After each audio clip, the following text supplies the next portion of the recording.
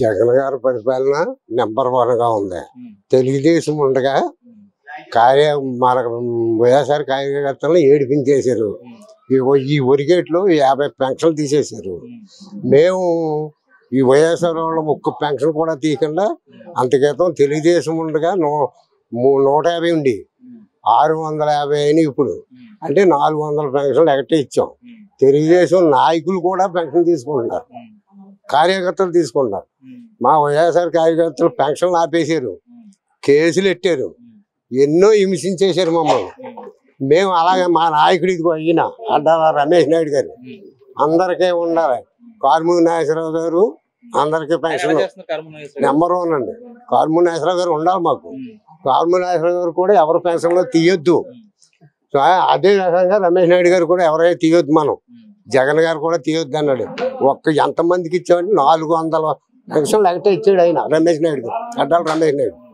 Number 1గా చేస్తుంటే తెలుగుదేశం వాళ్ళు ఎన్నైనా మాట్లాడతారు, ఎన్నైనా అబద్ధం ఆడతారు. ఏమంటే ఎన్నైనా అబద్ధం ఆడతారు, ఎన్నైనా మాట్లాడతారు, కానీ ఏది నిజం కాదు. కంపల్సరిగా కార్మూరి నాగేశ్వరరావు గారు నెగ్గుతారు, అనుమానం లేదు. మాకు బాగా జరుగుతుంది పరిపాలన. నేను ఒక సామాన్య చిన్న కుటుంబంలో ఉన్నా, నాకు ఇళ్ల స్థలం ఇచ్చారు. పిల్లలిద్దరికీ అమ్మఒడి, ఒక ఆయనకి వస్తుంది కదా అమ్మఒడి. నా భార్యకి టైలరింగ్ 10,000 చొప్పున, నా తల్లి గారికి కాపు నేస్తం అందుతుందండి. ఏదో 100% ఒక 5% ఏదైనా కొంచెం రోడ్లు అభివృద్ధి కొంచెం కుంటుగా ఉంది తప్ప మిగతా 95% సంతృప్తికరంగా ఉంది. మా స్థానిక ఎమ్మెల్యే అయిన మంత్రి గారు, ఆయన ప్రోత్సాహం కూడా బాగా ఉందండి. ఆయన ప్రోత్సాహం ఏ సమయానికి ఏ ఆపద వచ్చినా, ఏ ఫోన్ చేసినా, మా నాయకుడి ద్వారా వెళ్ళినా, మేము డైరెక్ట్గా వెళ్ళినా కానీ వెంటనే స్పందించి 100% కూడా మాకు న్యాయం చేసి ఏదైనా చేస్తున్నారు.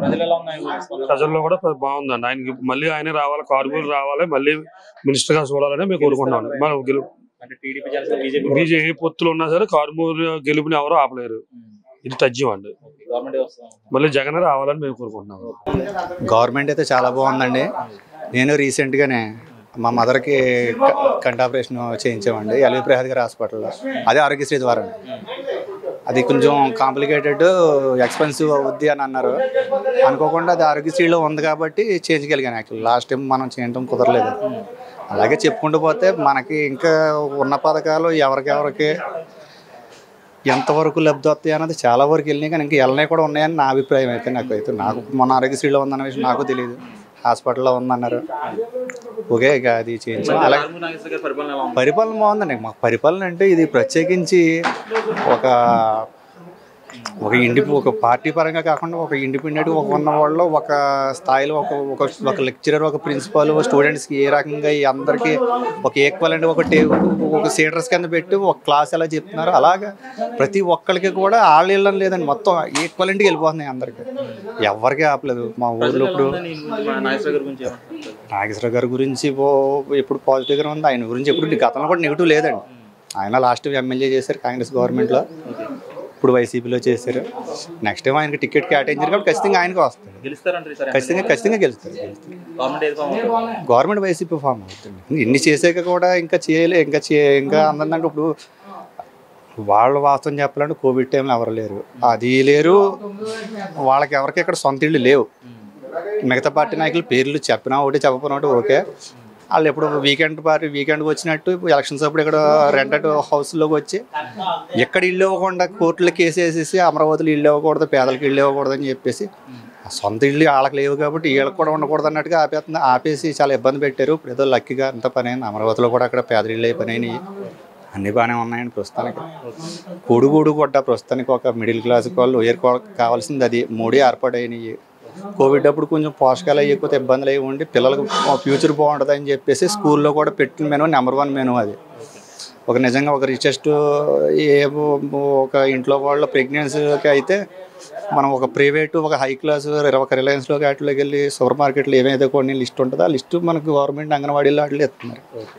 అంత ముందు మనిషి అన్నవాడు ముందు బతకాలి, ఒక పోషణ ఉండాలి, మీకు ఎనర్జీ ఉండాలి, మీరు పని చేసుకుంటారా, ఉద్యోగం చేసుకుని కూలి పని చేసుకుంటారా తర్వాత విషయం.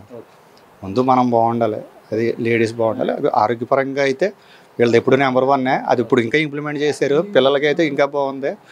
ఒక విలేజ్ క్లినిక్లు అన్నది ఇంకా ఇంకా బాగుంది. అది నేను ఇంట్లో ఒక పెద్దవాడు ఉన్నారు, వాళ్ళని ఎక్కడికి తీసుకెళ్ళి పొజిషన్ లేదు, ఇక్కడ తీసుకొచ్చాను, ఆవిడ ఓకే రాని ఇబ్బంది అయితే ఏమీ లేదు. అన్ని పార్టీల వాళ్ళు చేయించుకుంటారు, అన్నీ చేయించుకుంటారు. విమర్శించేటప్పుడు మాత్రం కొంచెం చూసి విమర్శిస్తే బాగుంటుంది. వాళ్ళు ఏం చేస్తాం అన్నది ఇప్పుడు ఏం చెప్పలేదు. జగన్ దింపేయాలంటున్నారు అంతే. జగన్ గవర్నమెంట్ అయితే వస్తే జగన్ వీళ్ళు ఎప్పుడైతే దింపేయాలి అన్నప్పుడల్లా ఇంకా పెరుగుతున్నారు మాకు.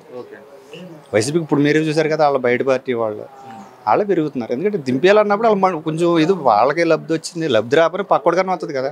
వాళ్ళకి ఏదో డబల్ స్టేర్ బిల్డింగ్ ఉంది, 100 ఎకరాలు ఉంది, లబ్ధి అక్కర్లేదు. ఆడ కూడా ఉన్న వాళ్ళకి వాళ్ళ దగ్గర పనిచేసిన వాళ్ళకి కూడా మనం లబ్ధి చేస్తున్నప్పుడు మన వైపే ఉంటారు వాళ్ళు.